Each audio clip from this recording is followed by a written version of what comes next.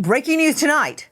We searched into the night, says a desperate family after little Darius, just 6 years old, vanishes on an extended family camping trip. How could a little 6-year-old boy vanish into thin air while the adults were watching him play with other children? I'm Nancy Grace. This is Crime Stories. I want to thank you for being with us.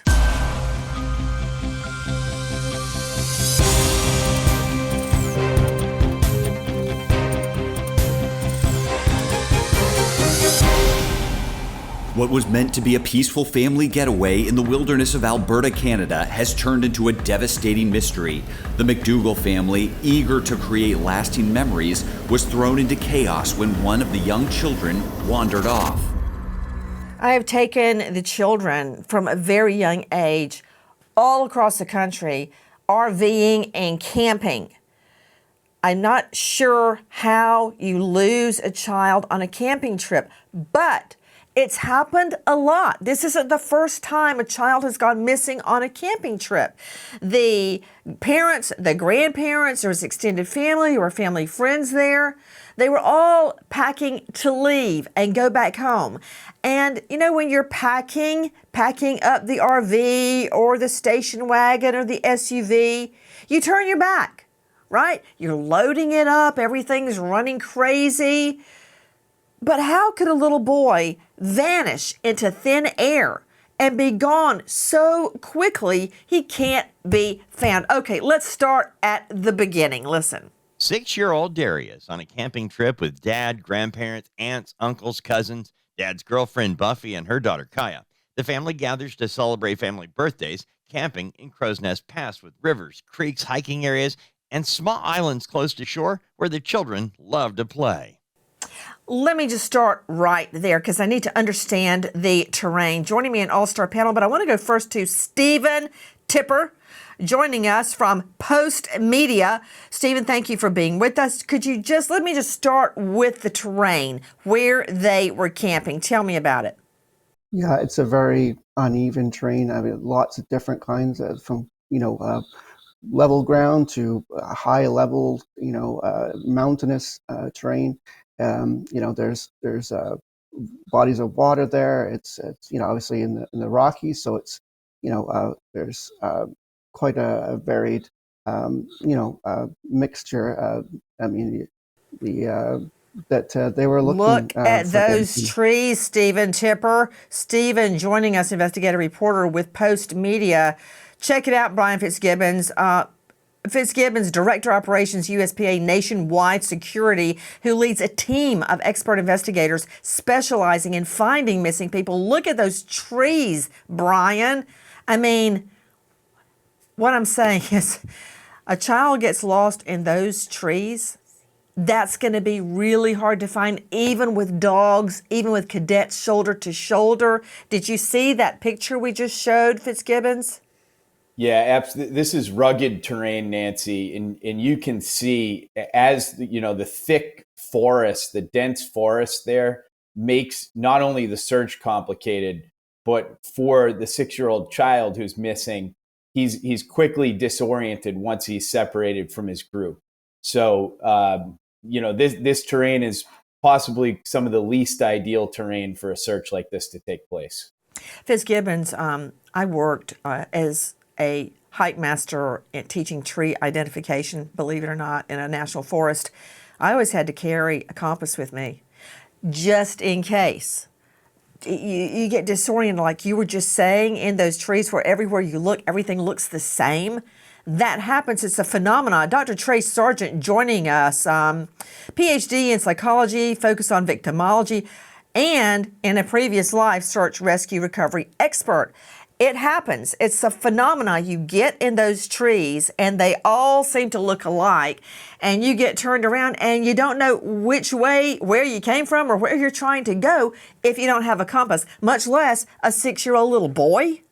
That's absolutely right, Nancy.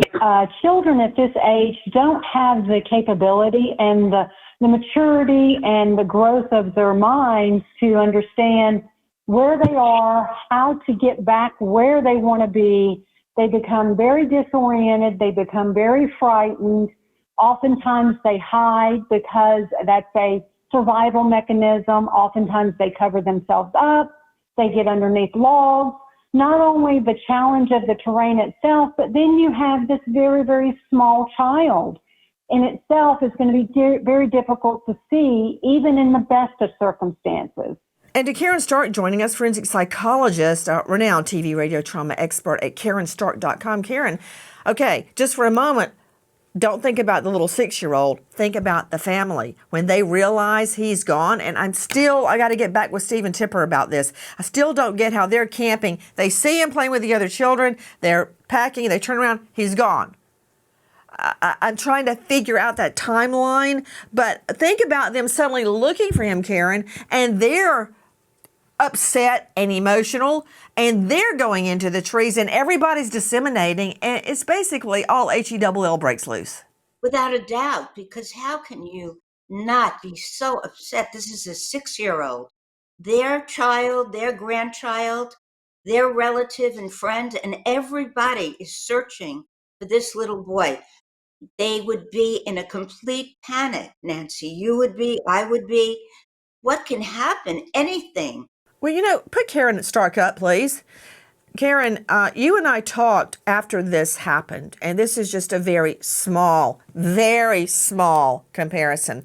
I've told you about John David before he was 3. And we were in that giant baby superstore, and I was crouched down, trying to find organic sunscreen. Anyway, I stood up, I turned around, there was Lucy, no John David. Remember, I picked Lucy up like a football and started running and screaming to lock the doors up front that my son was missing. Now that you're talking, I've never thought about this before, but everything else seemed to be a blur, like a dark, gray, reddish blur all around me, except for clutching Lucy and running to those front doors. I don't even know why I was running toward the front doors. I guess to try to stop the doors from opening and somebody taking him out. Little did I know he was playing hide and seek with Mommy and was a few rows away, but it took a minute to find him. But when you say they get disoriented, that can happen because you're so focused, tunnel vision on where is he, you're not thinking about what's happening around you. And they're like, as you described, Nancy, in suspended animation in a way, because you really don't know what to do. You're not aware of what you're doing. Your heart is stopped. You can't breathe, and you're just panicking. How can you not? That's exactly what happened with you and John David. I'm trying to figure out, though, how he could get away, Karen Stark, and just like that. As a matter of fact, I want you to hear these facts before we analyze any further. Tonight, where is this 6-year-old little boy? How did he just vanish into thin air? Listen to this. As the family's packing up to head home, Darius, Kaya, and a cousin are on a small island directly across from the camping area in clear view of the adults. The children turn their back for a second and Darius is gone. Father and grandfather immediately begin searching, going different directions on the small island to cover the entire area, planning to find Darius before they meet in the middle. Stephen Tipper joining us, investigative reporter with Post Media. Stephen, again, thank you for being with us tonight. Stephen, I'm still trying to nail down exactly what happened. And I'm not saying it didn't happen just like they're describing it.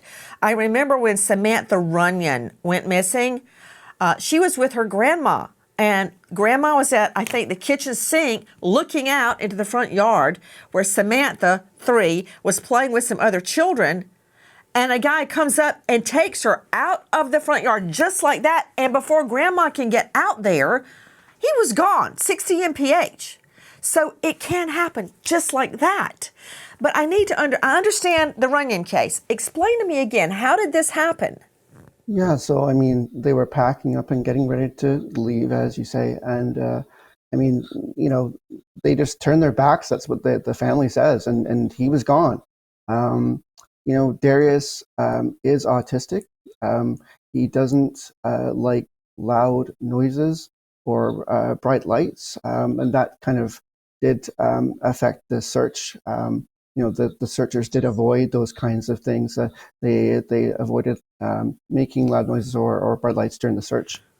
Stephen, I don't understand that. I do not understand how can you avoid loud noises and lights during a search. You've got to call out for the boy, maybe on a loudspeaker, maybe, and as it got darker, I'm sure that they were using bright lights.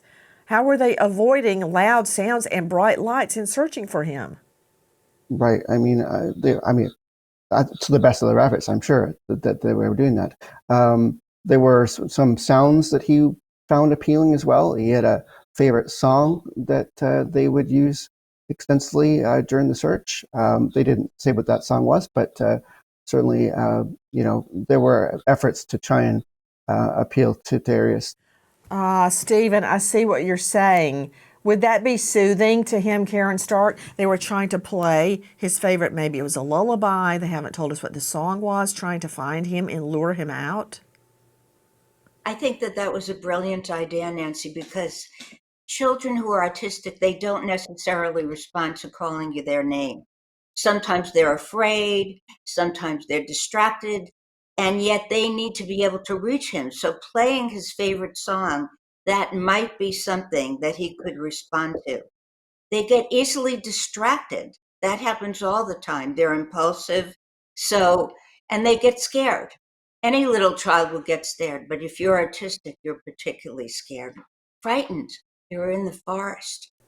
Joining me now, high-profile Seattle lawyer Ann Bremner. This is her neck of the woods. She's a veteran trial lawyer, legal analyst, author of Justice in the Age of Judgment. Ann Bremner, I want to thank you for being with us. When we were just describing, and there was Stephen Tipper talking about it from Post Media and Karen Stark about playing the music, all I can think about, Ann, is, as I still call him, Ann, you haven't seen him in a couple of years, but John David is 6'6" now.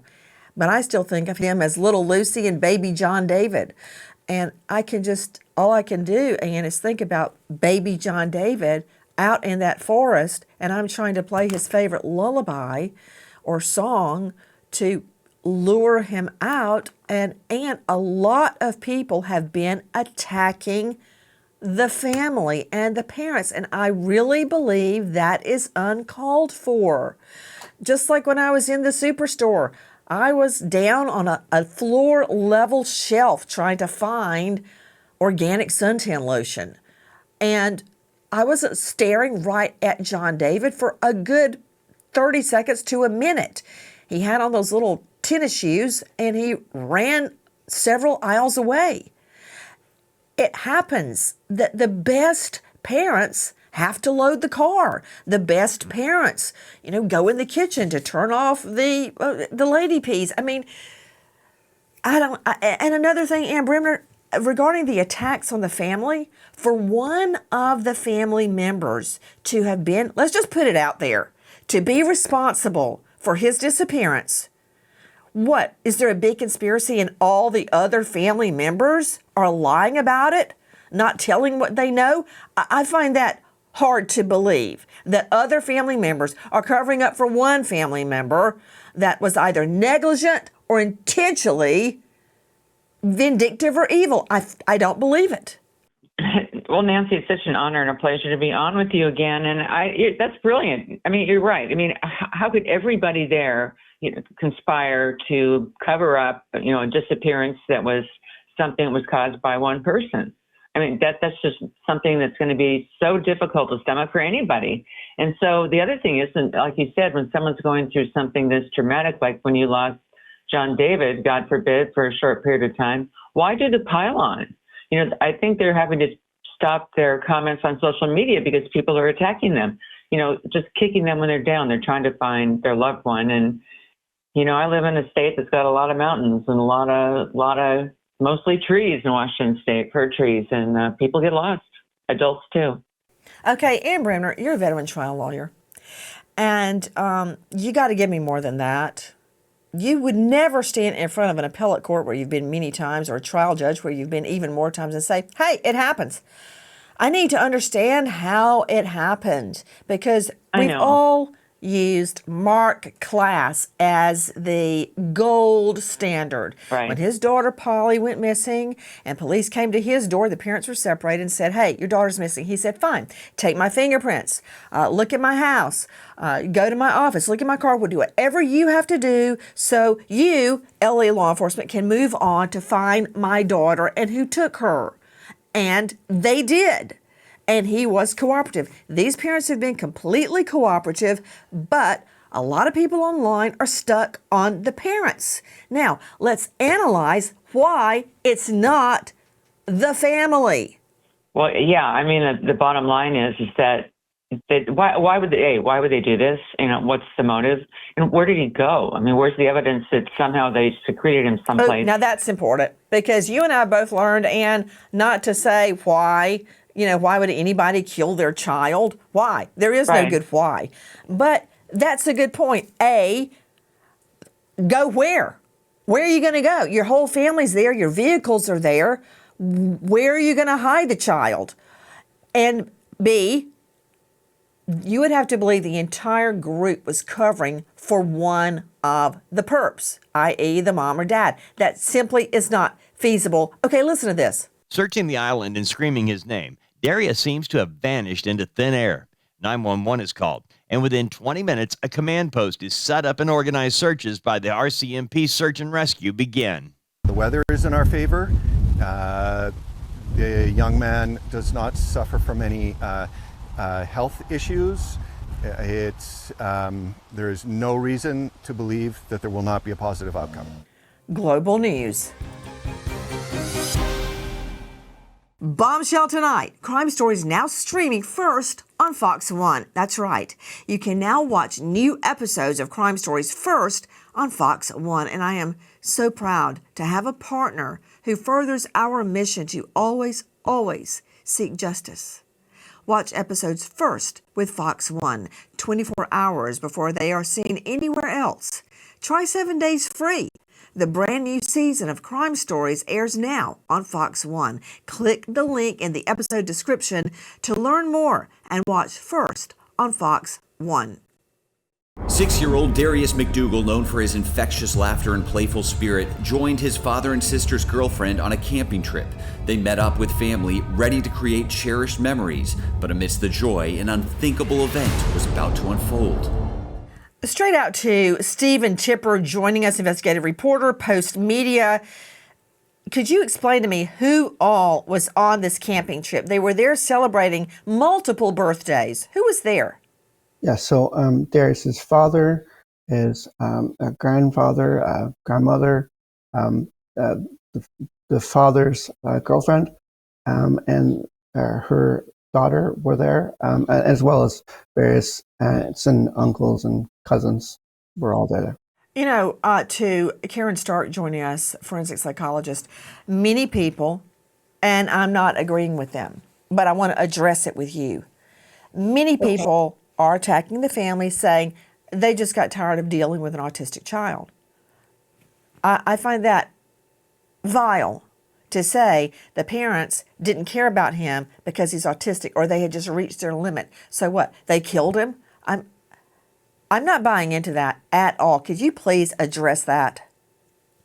Well, you know, that's what happens in these days. It's really terrible where people start attacking somebody, especially under these circumstances. They're traumatized by the loss of their child. And I think that it's just so easy to attack someone without understanding how difficult it is to deal with a child who's autistic. You could keep your eye on them all the time and blink and they'd be gone. They are distracted so easily. They can't help it. And they're impulsive. They run away. They're sensitive. Every noise could bother them. So it takes an incredible amount of work. And to blame the family for any of this is so sad, Nancy. It's sad that that keeps happening too, don't you think? Well, you know, I get the feeling of some of the blamers, you know, to Ann Bremner, high-profile lawyer joining us out of Seattle. And I think that for a lot of people, it feels better to have somebody to blame because you're like, I think I know what it is actually, and I'm going to ask our shrinks about this. You think, oh, the family wasn't watching him. That's how he got away. That's why he's missing, because it makes you feel safer. Because in your mind, you're like, well, I would never do that. You know, you can extrapolate this. Ann Bremner, for instance, whenever, let's just think about Molly Tibbetts or Karina. There's so many. When women are out jogging and they get attacked and or murdered, naysayers say, oh, well, why was she jogging alone? Or why was she jogging at night? Or why was she jogging in a jogging bra? I mean, you can just fill in the blank because it makes you feel better, makes you feel safe because you can say, well, I would never do that. I wonder if people just need somebody to blame, but that's really not helping the search effort. No, but you're so right on, and like Schadenfreude and like looking at something like this, like why do so many people like to, watch and learn about true crime? It's the same thing. I don't want it to happen to me. There must have been something. It must have been a jogging bra. It must have been where they went at night. It must have been, anything that to look at and to blame. And finally, with social media these days, everybody's commenting on all these cases, and they're like, oh, well, I figure the parents did it. All the kind of things we never really saw before when you see everything on Twitter and Facebook and TikTok and everything else, these conspiracy theorists and those that want to blame families and blame people involved in a tragedy. Let these cases get, investigated in due course. Then we'll know what the real situation is. Well, there's another issue there, though, Ann Bremner, because Fitzgibbons, joining me, Brian Fitzgibbons from USPA, Nationwide Security. Brian, the statistics are when a child goes missing or is killed, overwhelmingly, it's someone close to the child. The parents, the auntie, the next door neighbor. I'm moving out now, the neighbor, some weird teacher that has a fixation on the child, but typically within the family. So there is that statistic. That doesn't make it true here, but that statistic is looming. Oh, the numbers don't lie about that, Nancy. That is for sure. And in this case, it's not, I'll disagree, with the previous comment. This is not a conspiracy. It's not out of the ordinary. This group was isolated camping, so no one else effectively was nearby them or knew who this boy was. So for the public to show a tremendous amount of concern that it was had something to do with the parents, it doesn't surprise me. I'm not saying that they did. It just does not surprise me. Guys, I just want to give you a tip line really quickly. 403-562-2866. Repeat, 403-562-2866. So the search is on.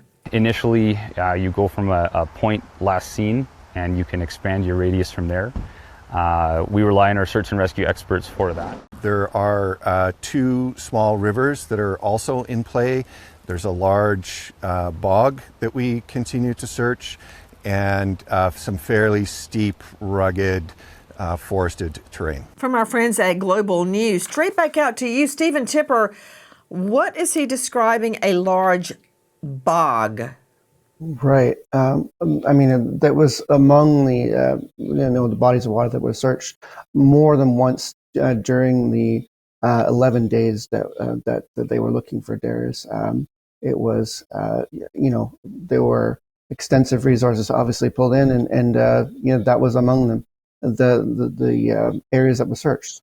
Dr. Trey Sargent joining us, PhD in psychology, but also previously search, rescue, recovery expert. My understanding of what a bog is like a freshwater marsh. It's spongy, quicksand would be overstating it, but mushy earth. Kind of like mud, I would say, with some growth in it, such as reeds or cattails. That's how I picture bog. Very difficult to search in, but also I'm wondering if a little boy, like this little boy, could get in that and get into the bog and perish in the bog. It's kind of like a soft, spongy, accumulation of dirt, clay, and plant, right? Yeah, so the bog itself is exactly as you described, Nancy. And looking at the clips of the search area, it's really extremely difficult to find this child in those kind of conditions. And now you add the bog, the water, and just really extremely extraordinary difficult circumstances. It's really going to take all types of resources to find this child, from dogs to helicopters, searchers, drones, ATVs, even horseback, boaters. Every kind of resource is going to be needed to find this child in this extremely difficult search conditions in the terrain that they're working under. Well, the search and rescue volunteers mount to over 400 people. Listen. More than 400 search and rescue volunteers from 50 teams are to search for Darius. These volunteers contributed to 11,000 hours of search effort on the ground. They were joined by 60 members of the RCMP Specialized Tactical Support Group that were directly involved in searching for Darius. The search extended up to 12 kilometers from where Darius was last seen. The distance traveled by ground search assets inside that 22 square kilometers on field tasks was more than 5,300 kilometers. The search extended up to 12 kilometers from where Darius was last seen. The distance traveled by ground search assets inside that 22 square kilometers on field tasks was more than 5,300 kilometers. Bridge City News. Hi guys, the Fed has finally dropped interest rates, and that is great news for all American homeowners. Wages are flat, prices keep climbing, and for many people, the only way to get by is to use credit cards and build up all that debt. If you are a homeowner, consider calling American Financing. Interest rates have dropped. Many homeowners are seeing options in the low fives. Now, compare that to credit card interest rates, charging rates in the 20s or higher. That's a lot of money. They're salary-based mortgage consultants, and I say that because they don't get a cut of their sales. Salary-based mortgage consultants save customers an average of $800 a month. If you get started today, you may even be able to delay your next mortgage payment. Take control. I know sometimes it feels like you're drowning in debt.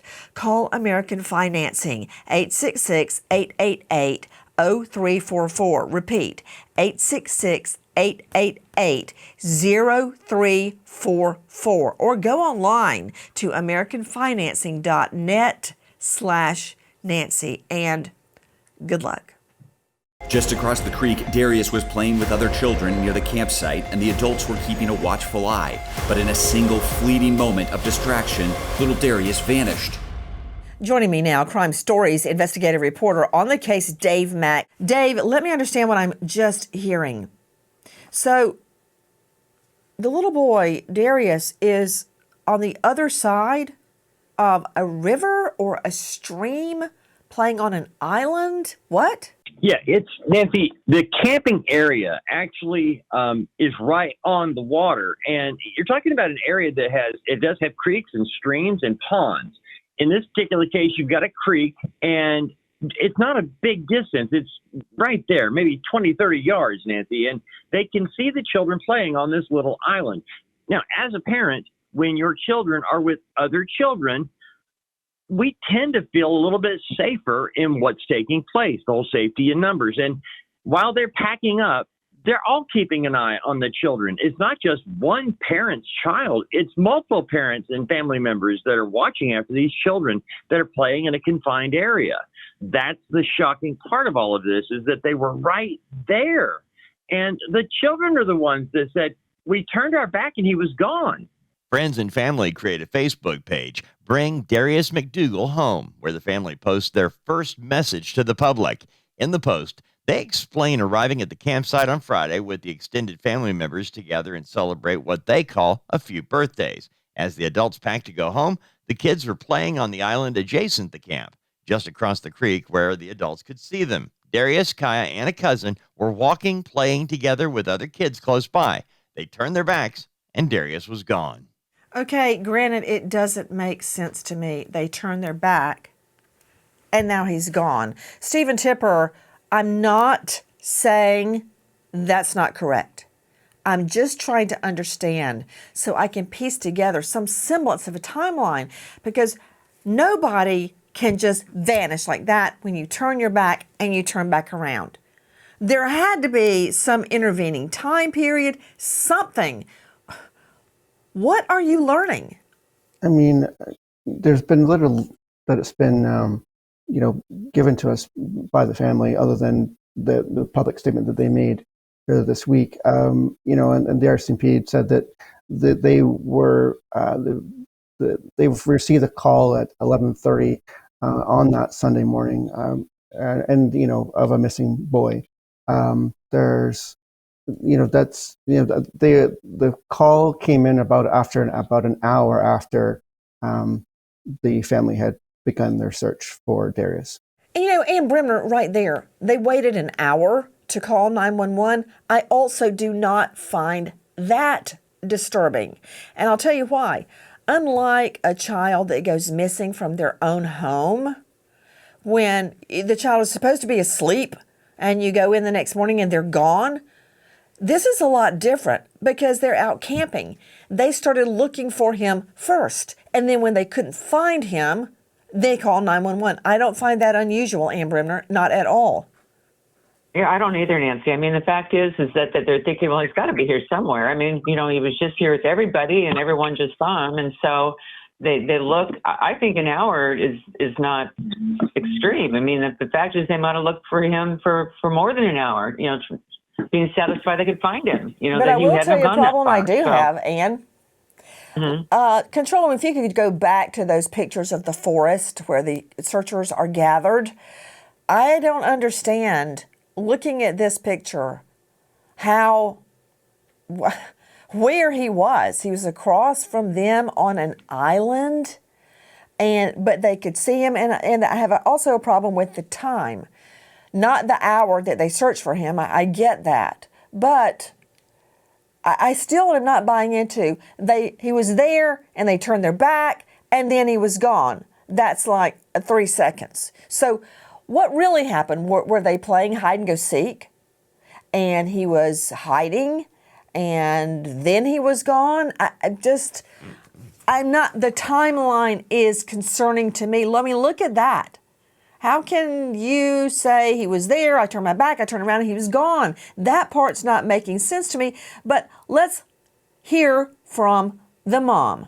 As a mother who is very concerned about her son, I'm pleading with my entire being. If anyone knows or has seen anything, tell the police. Anything from September 21st till now in the Crozes Pass area that can help. Please keep sharing Darius's photo on social media, the update, so that his beautiful face is out there. We've just exhausted all search tactics. There's just nothing else for us to search at this time, but there's nothing to indicate foul play is involved. Okay, she's saying, that's Corporal Gina Slaney, she's saying there is nothing to indicate foul play is involved. So then, where is he? Guys, that's from our friends at Bridge City News and CBC.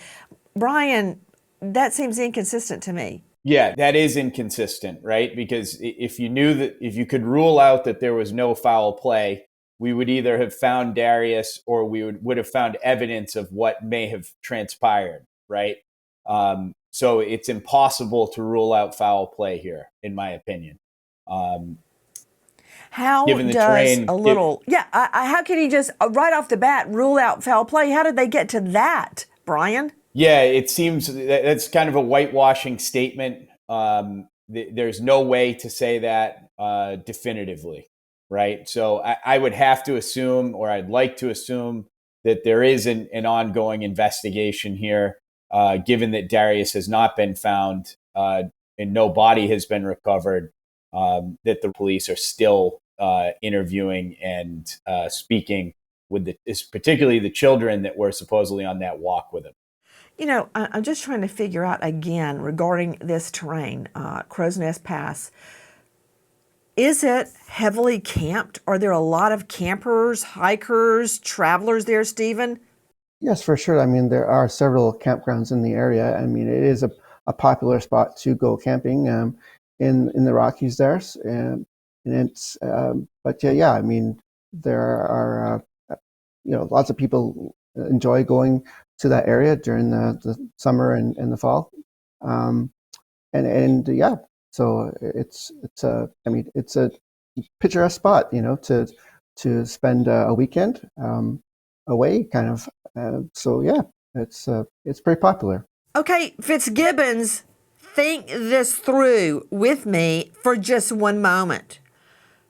We keep referring to this as a remote area, but the town itself has about 5,700 in population.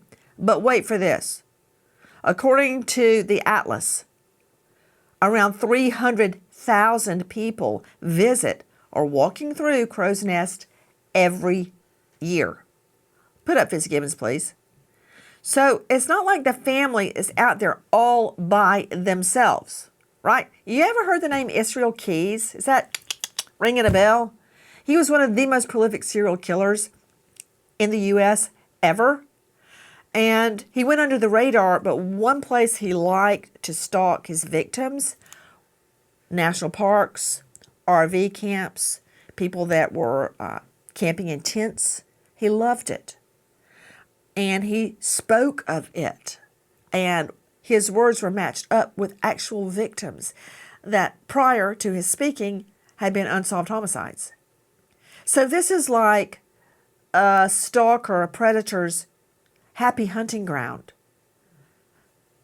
What do you think about that? 300,000 strangers a year. Hey, could be. And, certainly for transients and, serial killers, folks with nefarious intentions, these places that have very limited control, campgrounds and things like that, are hunting grounds for them. So, is there a possibility that Darius was separated from his group and was abducted? Certainly. There's enough people there to make that possible, and it's isolated enough to make the search very difficult. So this is really the worst of a lot of potential scenarios here. The search for Darius includes volunteers and experts alike. Ground personnel were supported by helicopters, drones, dogs, horses, boat-mounted sonar, swiftwater rescue, and underwater search teams. It is a massive operation involving multiple agencies. The search and rescue teams covered 13 square miles over rough terrain and found no clothing, no footprints, no signs of Darius were found. 2 volunteer teams of cadaver dogs also searched the area and detected no trace of Darius. No. This is really not fitting together now. To Dr. Trace Sargent, you don't have a shoe, clothing, a toy, nothing, and cadaver dogs search and don't find anything? What people don't realize, our end goal with all these resources is to find Darius. But what is just as important is using all these resources to eliminate areas, to say, you know what, we don't know where Darius is, but we can say definitively he's not here, which actually helps move the investigation forward and even answer some of those questions that many people have. Yeah, what about it, Fitzgibbons? Not only do they fail to find any trace of him, like a toy he had, a shoe, a sock, clothing, a shirt, they also don't get a hit from any of the cadaver dogs. So where is he? Either he's there hiding alive, or he's been completely removed from the area, or those cadaver dogs would have hit on him even in a bog. Yeah, you would think, Nancy. And remember, this is a 6-year-old boy, okay? He's not going to cover that much terrain by foot. And you had police search and rescue groups. There were upwards of 400 individuals involved by the 7th day of this search. They were in line on a grid search, okay, shoulder to shoulder. You had helicopters, thermal imaging drones, people on horseback. You had swift teams, boat teams searching riverbeds and where the swift waters were. So there was a very extensive search that took place here. They've narrowed down and said some of these areas he's definitely not in. No sign of him in there. Okay, so now you're thinking, was there animal activity? There is a high bear population here. What could happen there? Would we find Still something? hit with a cadaver dog, though. You would still hit with that Fitzgibbons, dog. Yeah. if that were the case, if a bear or creature had gotten him, we would still have a cadaver dog hit. You know, the only thing there is, he could be taken miles and miles away outside of that grid. That would be the only piece there. By a creature? Because a creature's not going to take a boy miles and miles away. A person would, but not a creature. A creature would stop to eat its victim at not miles and miles and miles away. It would go back to its lair and eat the victim. At worst, I believe, from what I've learned in past cases, that the creature, the imaginary creature, would eat the victim before it got to its lair. A human would absolutely take the child miles and miles away. So, correct. Where are you going with that? No, I'm saying that it's conceivable that a bear could carry its victim quite some distance. So there's that, and also what we brought up before. If there was nefarious play here, Right. and there was a human moving him, then that's quite possible. Yeah. And if a human moved him, we would get a scent dog hit. You remember when Lacey Peterson was taken? Well, that was her body. But a cadaver dog followed her scent all the way from her home on Covina in Modesto, all the way to the San Francisco Bay Marina. Okay? So a regular scent dog would have picked up on him. But then there's another shock to the family. In another shock to the family of Darius, Kaya Warrior, the 6-year-old playing with Darius at the time he went missing, has now passed away at Children's Hospital from a medical emergency. Investigators say her death was not criminal and not related to Darius' disappearance. Kaya was the daughter of Darius MacDougall's girlfriend, Buffy. They were on the camping trip with Dallas and Darius and participated in the search. Ann Bremner, high-profile Seattle defense lawyer, I've said a million times, there is no coincidence in criminal law, but we're being told the girlfriend who was on the trip with her boyfriend, Darius's father, when Darius goes missing, now her child, Kaya, also 6 years old, playing with Darius at the time he goes missing, she's dead. What? No, you're right. There are no coincidences in criminal law, Nancy. You're exactly right. And there's the old saying, lightning doesn't strike twice. I mean, it's when I saw that, I thought if I were the prosecutor, I'd be paying a lot more attention to this case. The search is still on for 6-year-old Darius. Where is he? There's no sign that he's dead.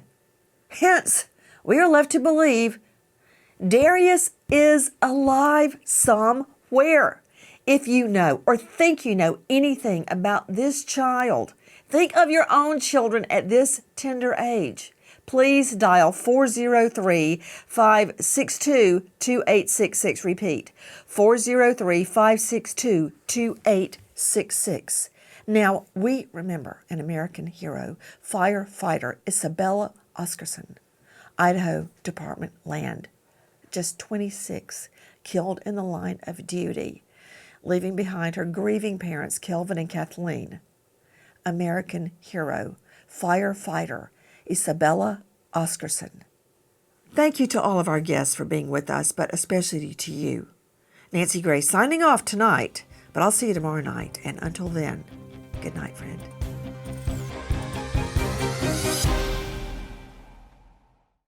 Hi, guys. Please join us on our mission to find missing people, especially children, to solve unsolved homicides. And if you're on the go, please join us on your favorite podcast app where you can get all our content, where we, in our way, seek justice.